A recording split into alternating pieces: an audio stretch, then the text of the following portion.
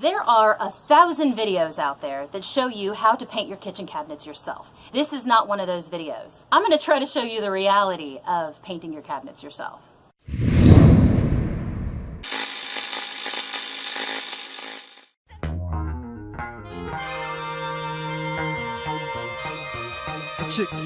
For the record, I am really glad I did this project, but I want people to understand what they're really getting into.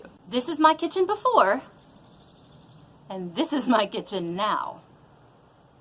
Before, after.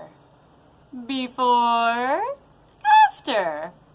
So today is Wednesday, and I started this project last Thursday and finished yesterday. That's 6 days, and I'm talking 6 solid days of work. Got up, had my coffee, started working. I did 3 major changes.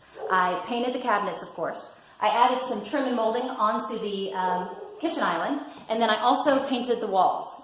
On day 1, I removed the cabinet doors and the drawer facings, took off all the hardware, and cleaned out the cabinets. That was easily 5 to 6 hours of work. But I gotta admit, it was really cathartic to clean out the cabinets and get out all the old junk that's been cluttering things up. March 2013. Now, day 2 was all about cleaning and prepping the kitchen cabinets to be painted. This kit tells you to use soap and water to clean off all the grease and grime that's built up on the cabinets over the years. I wasn't feeling like I was getting very far with it.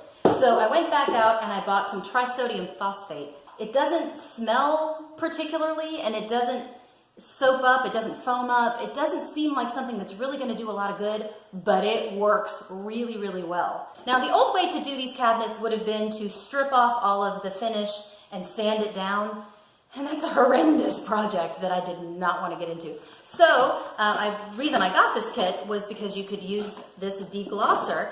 Now, the deglosser basically scuffs up the finish so that the bonding coat can adhere to it, which is the color, the paint. It also will clean off some of the additional grease and grime that's on there. That brings us to day 3, which was Saturday, and since I had my family here with me, they helped me with some of the painting.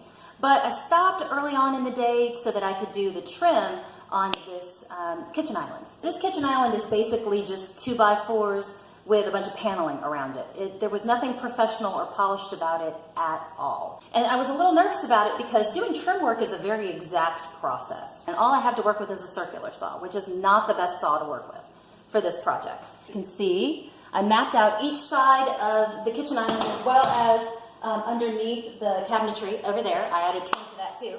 And I just drew out each piece and how it needed to be cut. Used my circular saw to cut it out, put them up here with a couple of nails and some liquid nails, and then in the areas where they didn't match perfectly, I just added a little bit of white caulk, and then I painted it. And I am thrilled with the way this looks compared to what it was before. It's a little bit like putting lipstick on a pig, but it's a much prettier pig now. Now that brings us to day 4, which was basically just a lot more painting. A couple of notes about that though. One thing you'll notice on most of the videos that you see, any kind of professional video, they're going to tell you to make something kind of like this, to let it dry while you're painting. So if you were to use a paint can, let's say, you set that on there, and when you pull it off, if it wasn't totally dry, you're going to have a round mark at the bottom. Whereas with this, you set it on there, you've only got these little tiny pokes in there, which hopefully won't leave any kind of a mark. Here's the problem with that. The moment you walk by one of these things and just turn it ever so slightly, you're going to have scratch marks on the back of your cabinet, and it's going to drive you insane. If somebody has a good idea on this, I would really love to hear it, so please do comment below. The other thing is dog hair. I have a dog. She doesn't shed all that much, and we were painting the cabinet fronts in the garage where she hardly ever goes. But despite those 2 factors, I still found dog hair stuck to the cabinets. If you're someone who has animals that shed a lot, this is going to be a big issue for you. Now, day 5, everything was finally ready to put the top coat on. So that's what I did most of that day. I did put some paint on the walls just to make sure that I liked the color that we had picked out. But then I also had the kids help me put some of the stuff back into the cabinets because I was really getting sick of the mess after 5 days. Now, the morning of day 6, the walls got painted the rest of the way, and the cabinet doors and drawers were dry enough to be put back on. And my kids happened to be off school that day, so I had them help me out by putting the hardware and the hinges back on, assembly line style, and then I would take them and hang them up. And that was actually a really great way to incorporate my kids. Painting, not so much. Once that was done, cleanup began. I have no footage or pictures from day 6 because I was tired and moody and over this project. And that's what a lot of videos don't show you. When you condense a how-to video down to just a few minutes, it makes it seem like the process is a lot shorter and simpler than it really is. Also, if it's a professional production, a lot of times they'll have people wear the same clothes every day for continuity purposes so they can edit things together and you're not wondering why somebody is suddenly wearing a different shirt than they were a second ago. And a lot of times they also have a crew of people working on this stuff off camera. And so it seems like you can get everything done in a day. Never gonna happen in a million years.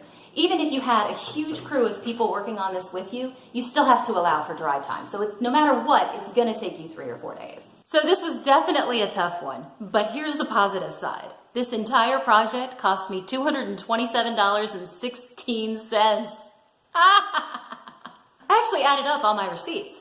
The kit was $74.48. The paint was $33.98, the paint for the walls. The trim and the quarter round were $63.99 altogether. I did buy some additional painting supplies like roller covers and a new paintbrush and some gloves, that kind of thing. That was $22.74. I did have to buy a few other items like caulk, liquid nails, the silicone bumpers that go on the inside of here. That stuff was $19.11. And when you add 6% sales tax on there, it comes to $227.16. From what I can gather to get all of this work done, my guesstimate on this would have been about $3,000 to $3,500. So this did take 6 days of my life, but for me to save up enough money to be able to have a professional company come out and do it would have taken a lot longer than 6 days. And I actually like this kitchen now. I actually want to be in this room, which is a really good thing because I love to cook. Now, we still have a few things we want to do in this kitchen, like we're going to put up a backsplash. I am also going to paint this red cabinet. I don't know what color yet, and I might repaint the trim around the windows, so there's still some projects to be done. So I hope this video will help somebody out there decide whether or not they want to do this project on their own. You can do this if you're willing to put in the time and the effort and the attention to detail that's necessary. Hope you guys like that perspective on this whole thing, and any comments that you want to suggest below about different things that should be done in the kitchen, I'm welcome to it. I'm not a decorator by nature, so I can use all the help I can get. So y'all have a great day. Thank you so much for watching. I appreciate you being a part of this process with me, and I'll see you next time on Chick Fix. Chick Fix.